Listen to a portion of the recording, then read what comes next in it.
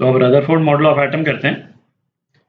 अच्छा, रदरफोर्ड ने जो एक्सपेरिमेंट किया था, जिसके बेसिस पे उन्होंने अपना एटॉमिक मॉडल प्रपोज किया, उस एक्सपेरिमेंट को क्या बोलते हैं? अल्फा पार्टिकल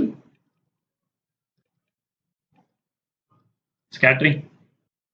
अच्छा, अपन ने पिछले वीडियो में देखा कि जो जे थॉमसन ने जो अपना मॉडल दिया था, जे थॉमसन ने अपना मॉडल दिया था, कब दिया था? 1897 में।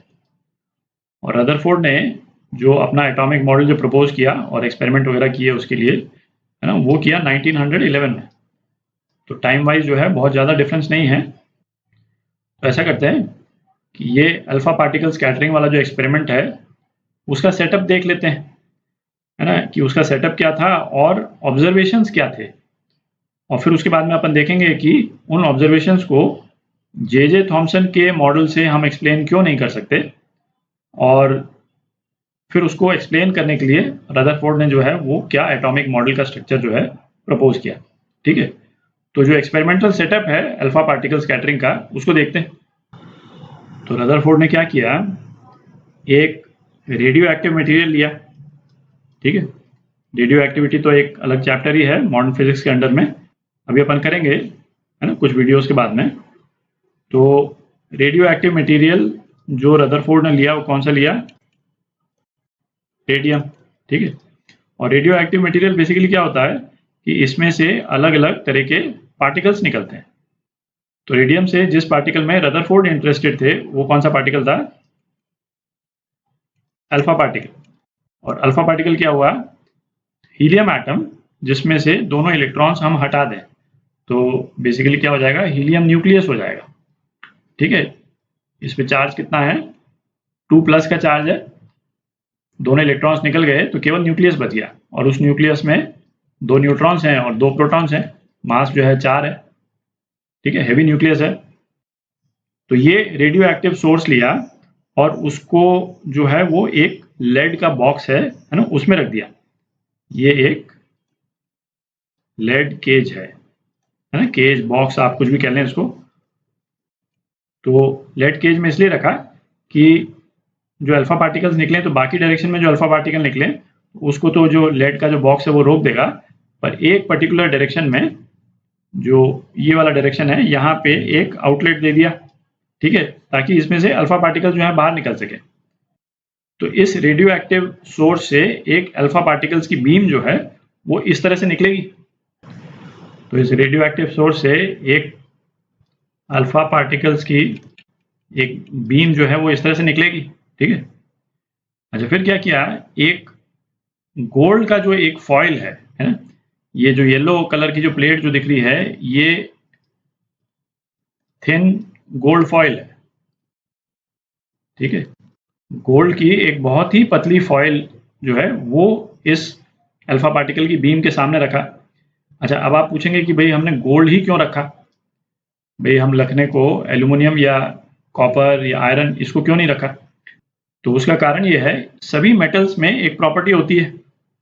क्या प्रॉपर्टी होती है? कि मेटल्स जो हैं वो मैलिएबल होते हैं। और मैलिएबल होने का मतलब क्या हुआ कि उनकी पतली पतली शीट्स हम बना सकते हैं, है ना, थिन शीट्स बना सकते हैं सभी मेटल्स की। पर गोल्ड की खास प्रॉपर्टी ये है कि इसकी जितनी पतली थिन शीट हम बना सकते हैं और किसी मेटल की नहीं बना सकते। मतलब इतना थिन कि मतलब कुछ ही, है ना, कुछ ही 100 एटम्स के थिकनेस में वो फॉइल जो है वो खत्म हो जाएगा। और इस फॉइल को इतना थिन रखने का क्या कारण था, है ना, इसको भी अपन डिस्कस कर लेंगे थोड़ी देर में। तो गोल्ड को रखने का प्राइमरी पर्पज यही था कि उसकी फॉइल जो है हम बहुत ही पतली बना सकते थे। ठीक है, तो अब ये अल्फा पार्टिकल की बीम जो है वो इस गोल्ड फॉइल पे पड़ती है, और ये फॉइल जो है, ये चारों तरफ ये ग्रीन वाला जो आप पोर्शन जो देख रहे हैं, ये क्या है? ये एक फ्लोरोसेंट मटेरियल है। और फ्लोरोसेंट मटेरियल क्या होता है, ये अपन पिछले वीडियो में डिस्कस कर चुके हैं, है ना। जो थॉमसन एक्सपेरिमेंट में अपन ने जो कैथोड रे ट्यूब जो पढ़ी थी, है ना, उसमें भी अपन ने डिस्कस किया था कि बेसिकली क्या, कि कोई यदि इस पे पार्टिकल इम्पिंज करेगा इस फ्लोरोसेंट मटेरियल पे, तो वो है लाइट छोड़ेगा। ठीक है, उससे हम डिटेक्ट कर सकेंगे कि पार्टिकल जो है वो कहाँ कहाँ पे निकल करके और गिर रहा है। ठीक है, तो फॉइल के थ्रू पास करके पार्टिकल का डायरेक्शन क्या है ये हम पता लगा सकते हैं, है ना, ये देख करके कि फ्लोरेसेंट जो सरफेस है वहां पे कहाँ पे लाइट जो है एमिट हो रही है। ठीक है, तो इसका पर्पस बेसिकली यही है। अच्छा, अब अपन देखते हैं कि रदरफोर्ड ने ऑब्जर्व क्या किया। तो ऑब्जर्व ये किया कि मेजॉरिटी अल्फा पार्टिकल्स तो ये जो थिन फॉइल है उसके थ्रू निकल गए, है ना। मेजॉरिटी मतलब बहुत ही ज्यादा ओवरवेलमिंग मेजॉरिटी, है ना, अभी डिस्कस करेंगे कि कितने निकल गए। अच्छा, कुछ अल्फा पार्टिकल जो है वो इस तरह से भी डिफ्लेक्ट हो गए। ठीक है, ओवरवेलमिंग मेजॉरिटी जो है वो सारी की सारी ऑलमोस्ट सीधी निकल गई, है ना। यहाँ तो फिर भी मैंने इसको थोड़ा सा फ्लेयर करके बना दिया, और ये ऑलमोस्ट सीधी है। ठीक है, बीम ऑलमोस्ट सीधी निकल गई। पर जो खास बात जो रदरफोर्ड ने देखी वो क्या देखी कि कुछ अल्फा पार्टिकल जो है वो 90 डिग्री से भी ज्यादा रिफ्लेक्ट किए। ये देख रहे हैं, ये 90 डिग्री है, 90 डिग्री से भी ज्यादा मतलब पीछे की तरफ वापस आ गए। आप देख रहे हैं कुछ अल्फा पार्टिकल, और ये कुछ अल्फा पार्टिकल कितने हैं, 1 in 8000। ठीक है, बहुत छोटा नंबर है, आप देख सकते हैं, पर फिर भी बहुत सिग्निफिकेंट है। तो रदरफोर्ड ने ये ऑब्जर्व किया कि जो थॉमसन का जो प्लम पुडिंग मॉडल है उसमें ये तो एक्सपेक्टेड था कि मेजॉरिटी जो है वो थ्रू निकल जाएंगे, पर ये जो है ये बिल्कुल भी एक्सपेक्टेड नहीं था। किसी भी हालत में अल्फा पार्टिकल वापस तो लौट ही नहीं सकता था। क्यों नहीं लौट सकता था? तो ये थॉमसन का प्लम पुडिंग मॉडल एक बार देखते हैं। तो जे थॉमसन का जो प्लम पुडिंग मॉडल था वो क्या था कि जो पॉजिटिव चार्ज है वो थ्रू आउट एटम जो है वो यूनिफॉर्मली डिस्ट्रीब्यूटेड है। ठीक है, और उस पॉजिटिव चार्ज में बीच बीच में ये इलेक्ट्रॉन्स जो है वो नेगेटिव चार्ज के रूप में, है ना, एक सेपरेट पार्टिकल्स के रूप में एग्जिस्ट करते हैं। ठीक है, मेन पॉइंट इसमें यह है कि पॉजिटिव चार्ज जो है वो एटम के पूरे वॉल्यूम में थ्रू आउट डिस्ट्रीब्यूटेड है, किसी एक पॉइंट पे नहीं है। तो इसको विजुअलाइजेशन के पॉइंट ऑफ व्यू से, है ना, लोगों ने कैसे विजुअलाइज किया कि इलेक्ट्रॉन्स जो है वो एक तरह से, है ना, पॉजिटिव चार्ज का एक सूप है। पॉजिटिव चार्ज का एक सूप है, या मतलब एक, है ना, sea of positive charge. Sea of positive charge है जो यूनिफॉर्मली डिस्ट्रीब्यूटेड है किसी भी पर्टिकुलर मटेरियल में, और उसमें जो है ये नेगेटिवली चार्ज इलेक्ट्रॉन जो है वो तैर रहे हैं। तो जो थॉमसन का प्लम पुडिंग मॉडल था, है ना, उसमें इस तरह का विजुअलाइजेशन था। ठीक है, तो यदि positive charge through out atom body में इस तरह से डिफ्यूज्ड है तो क्या एक्सपेक्टेड था कि ये पॉजिटिव चार्ज इतनी इलेक्ट्रिक फील्ड प्रोड्यूस नहीं कर सकता है कि इस हीलियम न्यूक्लियस को रोक दे। ठीक है भाई, हीलियम न्यूक्लियस आ रहा है तो किसी काइनेटिक एनर्जी के साथ में आ रहा है, तो इसको रोकने के लिए हमको किसी एक पॉइंट पे कॉन्सेंट्रेटेड पॉजिटिव चार्ज चाहिए। ठीक है, थॉमसन मॉडल में ऐसा है नहीं, पॉजिटिव चार्ज जो है यूनिफॉर्मली डिस्ट्रीब्यूटेड है। तो क्या एक्सपेक्टेड था कि सारे हीलियम एटम जो हैं वो गोल्ड फॉइल के थ्रू पास कर जाएंगे, एक भी रिटर्न नहीं करेगा। ये मेन प्रॉब्लम कहाँ आ रही है? मेन प्रॉब्लम आ रही है इसमें, ये जो वापस आ गया। ठीक है बहुत कम पर फिर भी सिग्निफिकेंट है। इसको रदरफोर्ड ने मतलब किस तरह से एक्सप्लेन किया, मतलब ये रदरफोर्ड के खुद के वर्ड्स हैं कि ये तो वही बात हो गई, ये रदरफोर्ड बोल रहे हैं, ये तो वही बात हो गई कि जैसे आप किसी तोप का गोला, है ना, एक कैनन शेल, है ना, आप एक तोप का गोला किसी कागज पे फेंको, है ना, एक सिंगल कागज पे फेंको, और आप 10-20 हजार तोप के गोले फेंक दो, तो उसमें से कुछ गोले जो है वापस लौट करके आ जाएं रिबाउंड होकर के। तो ये तो पॉसिबल ही नहीं। आप चाहे 1 लाख तोप के गोले आप फेंक देंगे तो वो तो कागज के थ्रू तो निकल ही जाएंगे, सारे ही निकल जाएंगे, वापस आने का तो सवाल ही पैदा नहीं होता है ना। ये हम इसको इग्नोर नहीं कर सकते कि ऐसा नहीं है कि भाई किसी तरह आ गए होंगे, नहीं, किसी तरह नहीं आ सकते। तो ये जो अल्फा पार्टिकल जो वापस लौट रहे हैं, है ना, इसको थॉमसन मॉडल नहीं एक्सप्लेन कर पाया, तो इसको फिर रदरफोर्ड ने कैसे एक्सप्लेन किया, है ना, उसको देखते हैं। तो रदरफोर्ड ने क्या प्रपोज किया, उसको यहाँ पे बनाने की कोशिश की मैंने। ठीक है, यदि यही वाला एटम जो है ये तो थॉमसन मॉडल था, इसी एटम को रदरफोर्ड मॉडल के अकॉर्डिंग यदि हम बनाने की कोशिश करेंगे तो यहाँ पे जैसे पॉजिटिव चार्ज, ये एटम का साइज था, पॉजिटिव चार्ज यूनिफॉर्मली डिस्ट्रीब्यूटेड था। यहाँ पे पॉजिटिव चार्ज जो है वो एक छोटे से सेंटर में आ गया, और इस सेंटर को हमने क्या बोला, न्यूक्लियस। ठीक है, एक छोटे से सेंटर में आ गया, और जो इलेक्ट्रॉन्स जो हैं, जो पहले सी ऑफ पॉजिटिव चार्ज में बेसिकली तैर रहे थे, ठीक है, वो अब जो है वो ऑर्बिट कर रहे हैं इस न्यूक्लियस के चारों तरफ।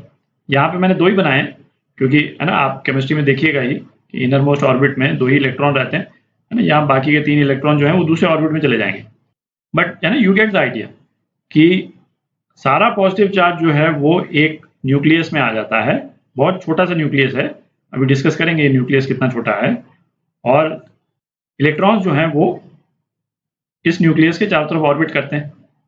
ठीक है, अच्छा, ये बीच वाले पोर्शन में, मतलब ये ऑर्बिट और इलेक्ट्रॉन, इसके बीच में क्या है, इसके बीच में कुछ भी नहीं है ना, खाली जगह है। तो ये जो हीलियम एटम, ये जो हीलियम न्यूक्लियस जो इसमें से पास कर रहा है, तो मेजॉरिटी जो है वो, तो ये सपोज मैं हीलियम न्यूक्लियस बनाता हूँ, है ना, तो ये आप देखें हीलियम न्यूक्लियस तो इससे पास कर ही जाएगा। ये जो खाली जगह है, आप देख रहे हैं खाली जगह, इस खाली जगह से हीलियम न्यूक्लियस तो पास कर ही जाएगा। ठीक है, केवल ये वाले जो हीलियम न्यूक्लियस हैं, ये वाले न्यूक्लियस, ये कौन से हुए, ये वाले हीलियम न्यूक्लियस जो वापस लौट गए, वो कौन से हुए, जो इससे टकराए, है ना, जहां पे पॉजिटिव चार्ज कॉन्सेंट्रेटेड है, उससे जो हीलियम न्यूक्लियस टकराएगा, ठीक है, वो वापस लौट जाएगा, और बाकी जितने हीलियम न्यूक्लियस हैं वो इसके थ्रू पास कर जाएंगे सारे के सारे। बहुत हीलियम न्यूक्लियस के जो थोड़ा सा पास में से जाएगा, वो इस तरह से डिफ्लेक्ट हो जाएगा, है ना, जैसे ये वाला डिफ्लेक्ट हुआ। और उसके कंपैरिजन में थॉमसन मॉडल क्या प्रेडिक्ट करता था, क्योंकि पॉजिटिव चार्ज चारों तरफ डिस्ट्रीब्यूटेड है, कहीं कॉन्सेंट्रेटेड नहीं है, तो इतनी फील्ड ही नहीं बन पा रही है कि हीलियम न्यूक्लियस को रोक सके। तो सारे हीलियम न्यूक्लियस जो हैं कायदे से पास कर जाने चाहिए, सारे अल्फा पार्टिकल्स। तो रदरफोर्ड ने इस तरह से एक्सप्लेन किया एटम के स्ट्रक्चर को। अब अपन देखते हैं कि जो एटम का जो साइज और न्यूक्लियस का साइज है ना, उसका एक रफ आइडिया लेते हैं ना, बहुत ही इंटरेस्टिंग रिजल्ट है। तो जो सबसे सिंपल एटम है, हाइड्रोजन एटम, उसको अपन देखते हैं। तो हाइड्रोजन एटम में क्या है कि एक प्रोटॉन है और उसके चारों तरफ इलेक्ट्रॉन घूम रहा है। ठीक है, बिल्कुल सिंपल स्ट्रक्चर है। तो हाइड्रोजन के केस में जो न्यूक्लियस का जो रेडियस होगा, है ना, वो प्रोटॉन का रेडियस हो जाएगा, क्योंकि न्यूक्लियस में एक प्रोटॉन ही है बस, और कुछ है ही नहीं। तो रेडियस ऑफ न्यूक्लियस हाइड्रोजन के केस में वो एक रेडियस ऑफ प्रोटॉन के बराबर होगा। और ये कितना होता है, ये साइंटिस्ट ने मेजर किया, ये करीब 0.84 इंटू 10⁻⁻15 मीटर होता है ना। 0.84 फेम्टोमीटर बोलते हैं इसको, 10⁻⁻15 को क्या बोलते हैं, फेम्टोमीटर। ठीक है, तो इसका डायमीटर जो है, इसको अपन डबल कर दें तो जो न्यूक्लियर डायमीटर जो है वो कितना हो जाएगा, 1.68 इंटू 10⁻⁻10⁻15 मीटर। ठीक है, जो पहला इलेक्ट्रॉन है, ये जो इलेक्ट्रॉन जो घूम रहा है, ठीक है, ये आप इसको इमेजिन कर लें, ये हाइड्रोजन का एटम अपन ने बना दिया, है ना। दूसरे इलेक्ट्रॉन को आप इग्नोर कर दें, मैं हटा ही देता हूँ इसको यदि आप हाइड्रोजन एटम मान लें, तो जो इलेक्ट्रॉन का जो फर्स्ट ऑर्बिट है, उसका जो रेडियस है, ये अपन जब बोहर मॉडल करेंगे वहां पे कैलकुलेट करेंगे एक्चुअल में, ये कितना है, 0.53 एंगस्ट्रॉम। तो रेडियस, ठीक है, इसको कैपिटल आर कर देता हूं मैं, ये कितना है, 0.53 एंगस्ट्रॉम, मतलब 10⁻⁻10 मीटर। आप देख रहे हैं, इन दोनों फिगर्स को यदि आप डिवाइड करिएगा तो 1 लाख का डिफरेंस है, 10⁵ का डिफरेंस है। तो इसका एक बड़ा इंटरेस्टिंग इम्प्लीकेशन है ना। ये आप आइडिया रखें कि एटम में खाली जगह कितनी होती है। ठीक है, इन दोनों रेडियस से आप अंदाज लगा सकते हैं, ये जो रेडियस और डायमीटर जो अपन ने निकाला, कि यदि एक सिंपल रूल ऑफ थंब आप लेके चलें, आप डिवाइड करिएगा तो ये सेम रिजल्ट आ जाएगा जो मैं बोल रहा हूं अभी, कि यदि न्यूक्लियस एक एप्पल के साइज का है ना, न्यूक्लियस को यदि अपन एक एप्पल मान लेते हैं जिसका डायमीटर 10 सेंटीमीटर है, है ना, 10 सेंटीमीटर का तो हो सकता है एप्पल। तो पहला इलेक्ट्रॉन कितना दूर है आप आइडिया लगा सकते हैं, है ना। बिना कैलकुलेट करिए, यदि बिना कैलकुलेट किए आप आइडिया लगाइए और फिर उसको एक्चुअल कैलकुलेट करके देखिए कितना ज़्यादा डिफरेंस आता है। पहला इलेक्ट्रॉन 3 किलोमीटर दूर है। आप इमेजिन कर सकते हैं, मतलब ये इतना एक सरप्राइजिंग फैक्ट है। यदि न्यूक्लियस आपका 10 सेंटीमीटर वाइड है तो पहला इलेक्ट्रॉन आपका 3 किलोमीटर दूर है, और बीच में क्या है? बीच में कुछ भी नहीं है, मतलब हवा भी नहीं है, बिकॉज हवा तो मतलब एक्चुअल मटेरियल हो गया ना। देयर इज नथिंग, है ना, खाली जगह है। तो है ना, आप अपने आप को भी देखते हैं, अपने चारों तरफ चीजें देखते हैं, उसका मतलब आप सोचें किसी भी मटेरियल का 99.9999% तो खाली है बिल्कुल। ठीक है, तो ये बहुत ही इंटरेस्टिंग एक रिजल्ट है। और चूंकि इसमें सारा पॉजिटिव चार्ज इतने छोटे से पोर्शन में आता है, तो अब क्या है कि ऑब्वियसली आप इमेजिन कर सकते हैं, भाई आप इलेक्ट्रोस्टैटिक्स पढ़ ही चुके हैं, ठीक है। इलेक्ट्रिक फील्ड जो है वो क्या होता था, KQ/R²। तो यहाँ पे तो इस पॉजिटिव चार्ज के काफी पास तक आ सकता है ना, हीलियम न्यूक्लियस जो है यहाँ तक आ जाएगा। जितना पास आएगा उतना इलेक्ट्रिक फील्ड जो है वो तो काफी ज्यादा बढ़ जाएगी, जो इस केस में पॉसिबल नहीं था, थॉमसन वाले केस में पॉसिबल नहीं था। तो ये अल्फा पार्टिकल स्कैटरिंग का रिजल्ट है, और रदरफोर्ड मॉडल है एटम का। और फिर इसके कुछ ही साल बाद रदरफोर्ड ने ये मॉडल तो दिया था 1911 में दिया था, ठीक है। इसके 2 साल बाद ही, है ना, 1913 में ही एक और साइंटिस्ट थे, नील्स बोहर, है ना, जिनको अपन पढ़ेंगे काफी ज्यादा डिटेल में, नील्स बोहर। तो इन्होंने रदरफोर्ड के मॉडल में भी कुछ शॉर्टकमिंग्स थी, उसको दूर करने के लिए एक मॉडल दिया एटम का। और नील्स बोहर तो बहुत बड़े साइंटिस्ट थे। तो आगे के वीडियोज में अपन Niels Bohr model of atom देखेंगे, ठीक है।